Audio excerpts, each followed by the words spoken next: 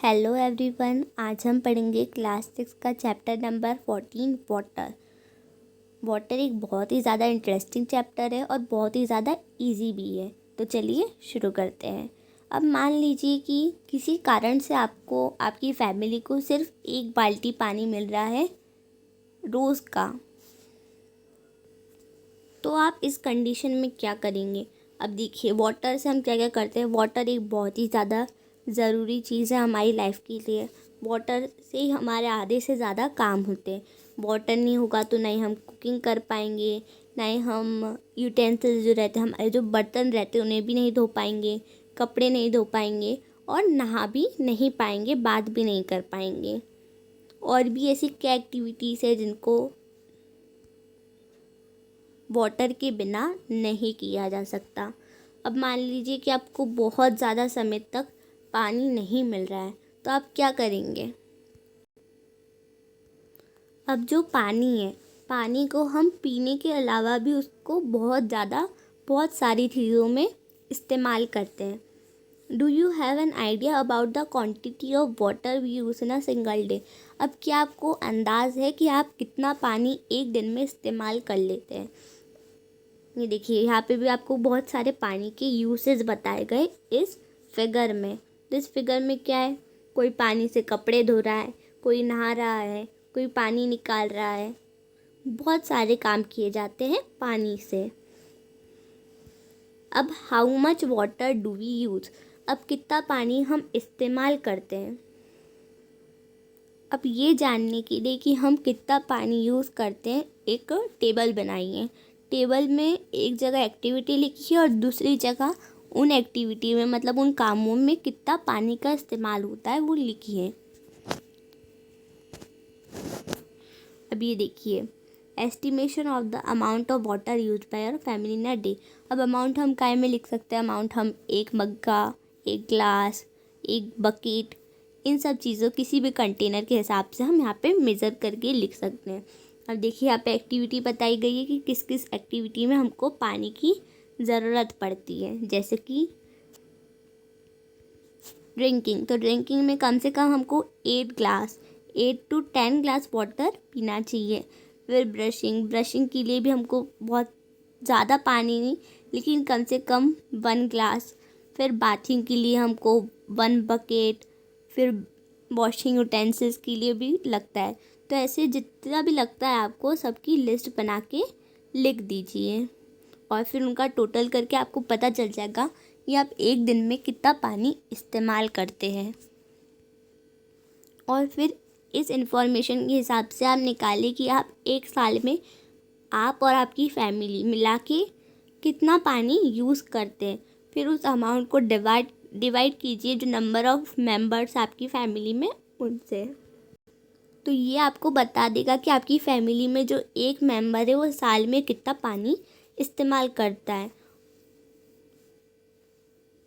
और फिर आप इस हिसाब से भी निकाल सकते हैं कि आपके जो गांव है या फिर जो आपका शहर है, सिटी है, तो उसमें लोग कितना पानी इस्तेमाल करते हैं। सिटी या फिर टाउन की सिटी या फिर विलेज की पॉपुलेशन निकाल लीजिए और फिर कितना पानी एक इंसान को इस्तेमाल करता है वो निकाल के आप रफ़ आइडिया लगा सकते हैं कि कितना पानी एक दिन में इस्तेमाल किया जाता है, फिर एक साल में इस्तेमाल किया जाता है।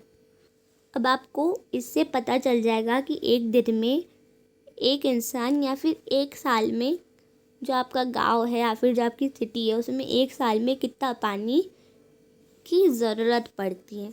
अब यहाँ पे जो बूजू है, बूजू बोल रहा है कि जो हम हैं और जो दूसरे लोगों ने, क्या उन सबको एक जैसा पानी मिलता है, एक बराबर अमाउंट में पानी मिलता है, किसी को कम किसी को ज़्यादा नहीं मिलता है, या फिर क्या ऐसे रीजन्स भी है, या फिर ऐसे रीजन्स में कोई ऐसे लोग हैं जिनको पानी नहीं मिलता है, बिल्कुल भी नहीं मिलता है। और अगर उन्हें नहीं मिलता तो वो पानी के बिना कैसे मैनेज करते हैं। अब आपने बहुत सारी एक्टिविटीज़ लिख ली और उनमें कितना पानी की ज़रूरत पड़ती है वो भी लिख लिया, लेकिन क्या आपने जो दूसरी रिक्वायरमेंट रहती है वाटर की, जो दूसरी एक्टिविटीज़ रहती हैं उनके बारे में सोचा। जैसे मान लीजिए आपके घर में चावल है, दाल है और जो दूसरी वेजिटेबल्स है, तो वो सब आप बहुत सारी धो के बनाते हैं। जैसे चावल रहते हैं, हम चावल को पहले धो लेते हैं, फिर उनको बनाते हैं, तो उसमें भी पानी की ज़रूरत पड़ती है। फिर उसके बाद ये जो हमारी सब्जियां उगती है, इनको भी पानी की ज़रूरत पड़ती है। हमारे जो कपड़े रहते हैं, कपड़े कैसे बनते हैं? कपड़े फाइबर से बनते हैं, और फाइबर कहाँ उगता है? फाइबर प्लांट्स से। तो प्लांट्स में पानी देने की ज़रूरत पड़ती है, तो वहाँ पे भी हमको पानी की ज़रूरत पड़ती है। कि आप और भी ज़्यादा इस्तेमाल बता सकते हैं पानी के? अब जो पानी रहता है, पानी को हम बहुत सारी इंडस्ट्री यानी फैक्ट्रीज जो रहती है, वहाँ पे सामान को बनाने के लिए, प्रोड्यूस करने के लिए भी इस्तेमाल करते हैं। We need water not only for our daily activities but also for producing many things. हमको पानी हमारी जो रोज़ की आदतें हैं या फिर रोज़ के जो काम है, उनके अलावा भी बहुत सारी चीज़ों को प्रोड्यूस करने के लिए भी इस्तेमाल करनी पड़ती हैं। अब आप सब बुक्स पढ़ते हैं, तो क्या आप जानते हैं कि जो हमारे पेजेस रहते हैं, एक पेज को बनाने के लिए कितने ग्लास पानी की ज़रूरत पड़ती है? एक पेज को बनाने के लिए 2 ग्लास पानी की ज़रूरत पड़ती है। तो इसमें भी पानी का इस्तेमाल होता है।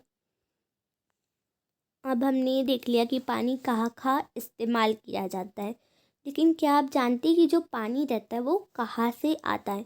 अब आप में से बहुत लोग जवाब देंगे कि पानी जो रहता है वो नदी से आता है, पॉन्ड से आता है, या फिर हैंड पंप से आता है, या फिर दूसरे लोग कहेंगे कि वो हमारे नल से आता है। लेकिन क्या आप जानते हैं कि जो हमारे नल रहते हैं, जो हमारे टैप्स रहते हैं, उनमें पानी कहाँ से आता है? तो जो हमारे नल रहते हैं, नल में लेक, रिवर, इन सब जगह से पानी आता है। और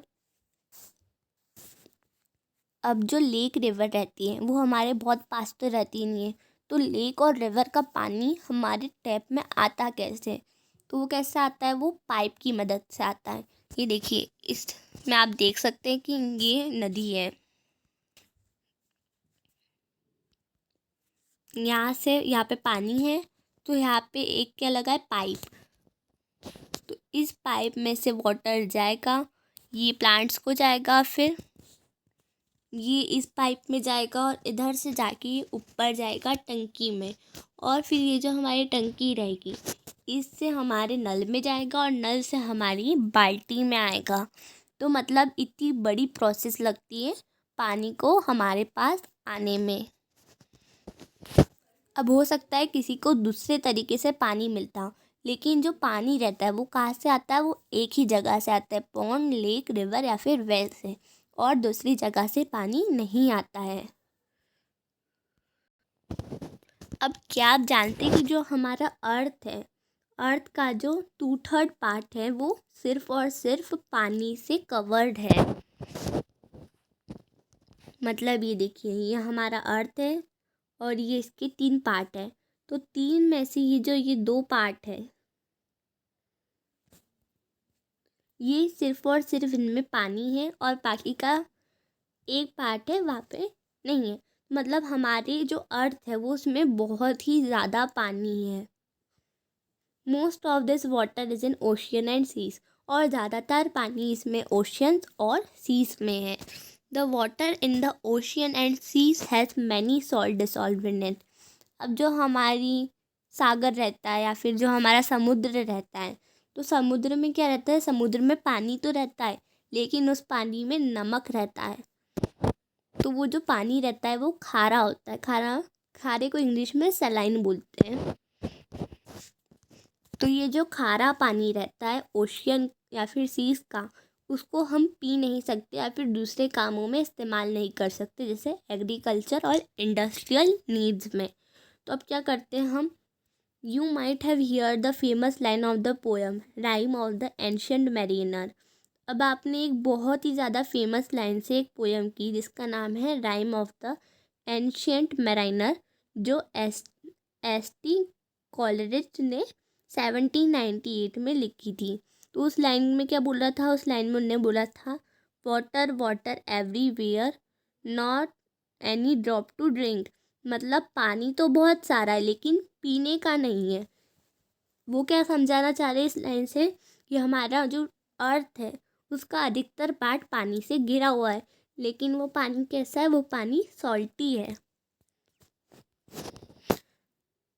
अब वो जो सॉल्टी पानी है वो हम पी नहीं सकते, तो ये बात उनने अपनी 2 लाइन में बताई है। अब जो ओशियन है वो एक बहुत ही ज़्यादा इम्पॉर्टेंट रोल प्ले करती है हमको पानी पहुंचाने में। Do you find this surprising? अब क्या आपको इसको सुन के सरप्राइज हो रहा है, मतलब आप सुन के इसको शॉक हो रहे हैं?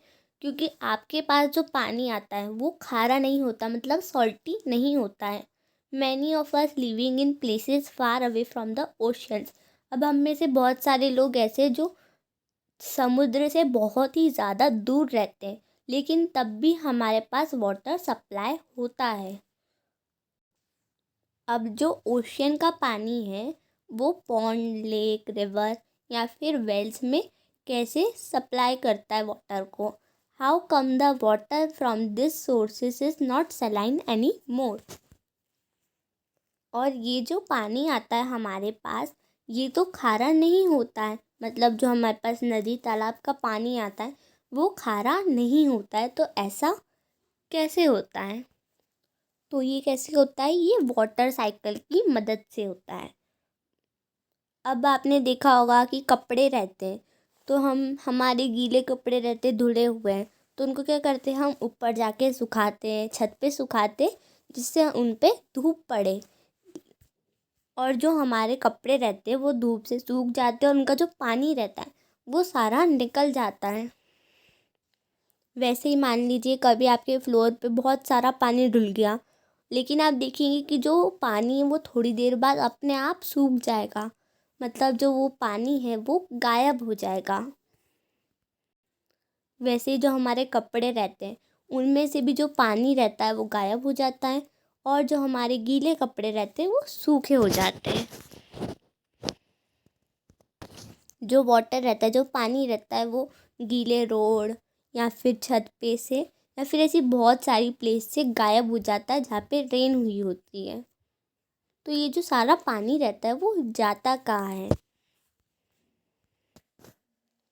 अब हमने चैप्टर 5 में एक्टिविटी नंबर 6 करी थी, तो क्या आपको वो याद है? उसमें हमने क्या देखा था? उसमें हमने देखा था कि जो वाटर रहता है वो उड़ जाता है और जो नमक रहता है वो नीचे ही रह जाता है। So this activity gives us an idea that on heating water changes into its vapor। तो इससे हमको पता चलता है कि जब भी हम पानी को गर्म करते हैं तो जो वो पानी रहता है वो धुएं के फॉर्म में उड़ जाता है। और हमने इस एक्टिविटी से ये भी जाना है कि जो वाटर वेपर रहता है वो अपने साथ कभी भी सॉल्ट को नहीं ले जाता है। मतलब जो भी वाटर वेपर रहता है, जो वेपर में कन्वर्ट हो जाता है जो वाटर, वो कभी भी अपने साथ नमक को नहीं ले जाता। नमक क्या रहता है? नमक नीचे ही रह जाता है। और हमने ये भी देखा कि जो हीटिंग रहती है वो एक बहुत ही ज़्यादा ज़रूरी चीज़ होती है पानी को वेपर में कन्वर्ट करने के लिए। We have seen that water changes into it vapour also from the field, road, rooftop and other land areas. तो हमने ये भी देखा था कि जो रोड रहते हैं या फिर जो फील्ड रहती है, रूफटॉप रहते हैं, वहाँ से भी जो पानी रहता है वो गायब हो जाता है। और इसके बारे में हमने चैप्टर 5 में भी देखा था कि जो सॉल्ट रहता है, सॉल्ट को पाने के लिए हमको क्या करना है, क्या करना पड़ता है? वाटर को इवेपोरेट करना पड़ता है। From where does this water get the heat it needs to evaporate? अब हमने ये तो देख लिया कि पानी को इवेपोरेट करते हैं तो वो नमक नीचे छोड़ देता है और वेपर के फॉर्म में उड़ जाता है, लेकिन जो हीट रहती है वो आती कहाँ से है? अब ये पता लगाने के लिए हम एक एक्टिविटी करेंगे। तो इसमें क्या करना है? एक्टिविटी में हमको 2 एक जैसी प्लेट लेनी है। उनमें से एक प्लेट को हमको सनलाइट में रखना है और दूसरे को हमको छाँव में रखना है। नाउ फिर उनमें क्या करना है, फिर उन दोनों में इक्वल अमाउंट, मतलब बराबर पानी डालना है दोनों ही प्लेट में। You can use a cap of a bottle to measure water. आप जो कैप रहती है बॉटल की उसको यूज़ कर सकते हैं, इसको पानी का जो मेज़रमेंट है उसको जानने के लिए। Make sure that water does not spill over. और आपको ध्यान रखना है कि जो पानी है वो बिखरे नहीं। Over the 2 plates after every 15 minutes. फिर आपको उनको कम से कम 15 मिनट रखना है और उसके बाद आपको देखना है कि किस में से पानी ज़्यादा है और किस में पानी कम है। और इससे आपको ये भी पता चल जाएगा कि जो सोर्स है हीट का या फिर जो इवेपोरेशन है वो कैसे हुआ है। अब देखिए, during the day time sunlight falls on the water in ocean, river, lake and ponds. The fields and other land areas also receive sunlight. क्या होता है, ये हमारी एक्टिविटी है। इसमें आप देखेंगे एक प्लेट इधर है, एक प्लेट इधर है, दोनों में पानी है, इसमें भी है, इसमें भी। दोनों में कितना पानी है? दोनों में बराबर पानी है, लेकिन ये ज़्यादा जल्दी इवेपोरेट हो रहा है, ये कम हो रहा है। तो ऐसा क्यों हो रहा है? क्योंकि इसको हीट मिल रही है। हीट कैसे मिल रही है? हीट इसको सन से मिल रही है और इसको कम हीट मिल रही है, तो ये धीरे धीरे इवेपोरेट हो रहा है। और जो हमारी सीज रहती है, रिवर, पॉन्ड, ये सब रहते हैं, इनका क्या होता है, जो भी हमारी रिवर, लेक और पॉन्ड्स रहते हैं, इन पे भी सनलाइट फॉल होती है, मतलब इन पे धूप आती है और धूप से जो पानी रहता है वो इवेपोरेट होता है। जब भी सनलाइट पड़ती है किसी भी पानी के, कोई भी पानी के कंटेनर पे या फिर किसी भी जगह पे जहाँ पर पानी है, तो वो इवेपोरेट करना शुरू कर देता है। क्योंकि जब भी मान लीजिए आप अगर कभी पानी गर्म करते हैं, पानी गर्म करेंगे तो आप देखेंगे कि बहुत सारा धुआं उड़ के चल जाता है। वैसे ही कभी आप मैगी बनाएंगे तो मैगी में क्या होता है, मैगी में आप पहले बहुत सारा पानी डाल देते हैं, उसके बाद मैगी डालते हैं, लेकिन आप देखेंगे कि जो धीरे धीरे जो पानी रहता है वो उड़ जाता है। तो ये किस लिए होता है, ये कैसे होता है? तो ये सिर्फ हीट के कारण होता है। अब जो प्लांट्स रहते हैं उनको भी उगने के लिए, ग्रो करने के लिए किसकी ज़रूरत होती है? पानी की। Plants use a part of this water to prepare their food and retain some of it in their different parts. अब जो प्लांट्स को पानी मिलता है उसका क्या करते हैं, कुछ पानी को तो वो अपने खाना बनाने के लिए इस्तेमाल करते हैं और बाकी का जो रहता है वो उसके अलग अलग पार्ट्स में चले जाता है और वो फिर जो रहता है हमारा प्लांट, वो उस पानी को कंज्यूम कर लेता है और बाकी का जो पानी बचता है उस पानी को क्या करते हैं, उस पानी को रिलीज़ कर दिया जाता है, छोड़ दिया जाता है एयर में। जैसे वाटर वेपर होता है वैसे उस प्लांट में से पानी निकल के हवा में डिसॉल्व हो जाता है ट्रांसपिरेशन प्रोसेस के द्वारा। अब जो वाटर वेपर रहते हैं वो हवा में कैसे जाते हैं, वो हवा में इवेपोरेशन और ट्रांसपिरेशन की प्रोसेस के द्वारा जाते हैं। Is it lost forever? No, we get it back again as we will see. और ये जो पानी रहता है ये हमको वापस मिल जाता है। अब ये जो क्लाउड्स रहते हैं वो कैसे बनते हैं, चलिए जानते हैं। तो इसको जानने के लिए हमको एक्टिविटी नंबर 3 परफॉर्म करनी होगी। एक्टिविटी नंबर 3 में क्या बोला है, इसमें बोला है कि एक ग्लास लीजिए और उस ग्लास में कितना, आधा ग्लास पानी भर दीजिए। पूरे ग्लास में से आधे में पानी भर दीजिए और आधा खाली रहने दीजिए। Wipe the glass from the outside with a clean piece of cloth. फिर जो कपड़ा है, कपड़े से जो ग्लास है बाहर की तरफ से ग्लास को अच्छे से पोंछ दीजिए। Add some ice into the water. उसके बाद जो हमारा पानी है उसमें थोड़ी सी आइस यानी बर्फ़ को मिला दीजिए। वेट फॉर 1 और 2 मिनट्स। उसके बाद 1-2 मिनट के लिए रुकिए। तो क्या आप उसके आउटर सरफेस में, मतलब जो उसकी बाहर का एरिया है, उस पर कुछ चेंजेस को ऑब्जर्व करते हैं? From where do water drops appear on the outer side of the glass. तो आप देखेंगे कि जो उसका आउटर साइड है वहाँ पे पानी की छोटी छोटी बूंदें दिखेंगी। The cold surface of the glass containing iced water cools the air around it. अब जो कोल्ड सरफेस है ग्लास की, जो आइस्ड वाटर को कंटेन करती है, वो कूल कर देगी एयर को उसके आसपास की।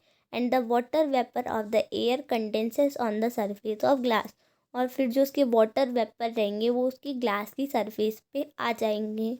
We notice this process of condensation. हमने ये जो प्रोसेस है कंडेंसेशन की, इसको एक्टिविटी 7 जो थी चैप्टर 5 की, उसमें भी नोटिस करा था। ये देखिए, आप देख सकते हैं इसमें कि जो ग्लास है इसके बाहर साइड आपको छोटी छोटी सी बूंदें दिखेंगी। अब जो कंडेंसेशन की प्रोसेस होती है वो एक बहुत ही ज़्यादा इम्पोर्टेंट प्रोसेस होती है पानी को वापस जो अर्थ की सरफेस है उस पर लाने के लिए। तो अब होता कैसे है ऐसा? As we go higher from the surface of earth it gets cooler.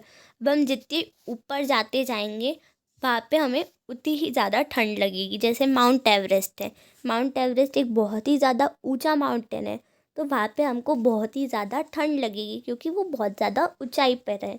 तो हम जितना ऊपर जाएंगे उतनी ज़्यादा ठंड हमको लगेगी।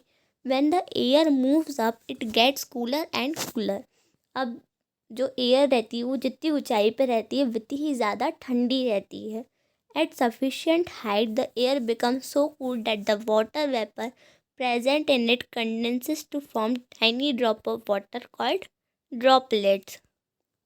अब हम जितनी ज़्यादा ऊंचाई पे जाएंगे वहाँ पे उतनी ही ज़्यादा ठंडी हवा होगी। एक जब हम बहुत ही ज़्यादा ऊंचाई पर चले जाते हैं तो जो वाटर वेपर रहते हैं हवा में प्रेजेंट वो कंडेंस होना शुरू कर देते हैं, और वो छोटी छोटी ड्रॉप्स रहती है जो वाटर की, जो पानी की छोटी छोटी बूंदें रहती हैं, उनके द्वारा वो नीचे गिरने लगते हैं, जिन्हें हम ड्रॉपलेट्स कहते हैं। It is this tiny drops that remain floating in air and appear to us as cloud. और ये वो जो छोटी छोटी सी ड्रॉपलेट्स रहती है वो पानी में फ्लोट करती रहती है और हमें वो क्लाउड के रूप में दिखती है। और ऐसा कब होता है? जब बहुत ही ज़्यादा ड्रॉपलेट्स होती हैं, जो बड़ी बड़ी ड्रॉपलेट्स होती है वो गिरना शुरू करती है। Some drops of water become so heavy that they begin to fall. अब कुछ जो रहती है ना पानी की बूंदें, वो बहुत ही ज़्यादा हैवी हो जाती है कि वो नीचे गिरना शुरू कर देती है। This falling water drops are what we call rain. और ये जो नीचे गिरती है ना, जो बहुत ही ज़्यादा भारी हो जाती है ड्रॉप्स और नीचे गिरती है, उनको क्या बोलते हैं हम? उनको ही हम रेन बोलते हैं। In special condition it may also fall as hail और स्नो। और बहुत ही ज़्यादा स्पेशल कंडीशन में क्या होता है, जैसे मान लीजिए जम्मू कश्मीर या फिर ठंडी जगह, ज़्यादा ठंडी जगह रहती है, वहाँ पे ये स्नो के रूप में भी गिरती है। Thus water in the form of vapor goes into air by evaporation and transpiration form cloud and then come back to the ground as rain, hail और snow। और फिर ये जो वाटर रहता है जो वेपर के फॉर्म में हवा में जाता है इवेपोरेशन प्रोसेस के, इवेपोरेशन या ट्रांसपिरेशन प्रोसेस के द्वारा वो क्लाउड्स को फॉर्म करता है, और फिर and then come backs to the ground as rain. और फिर ये नीचे आके रेन, हेल और स्नो के फॉर्म में गिरता है। जैसे बारिश जो रहती है वो, बारिश या फिर जो बर्फ़ रहती है वो इसके एग्जाम्पल है। तो इसी के साथ हमारा फर्स्ट पार्ट ओवर हुआ। सेकंड आगे का जो भी है वो हम सेकंड पार्ट में पढ़ेंगे। I hope you have understand. Thank you.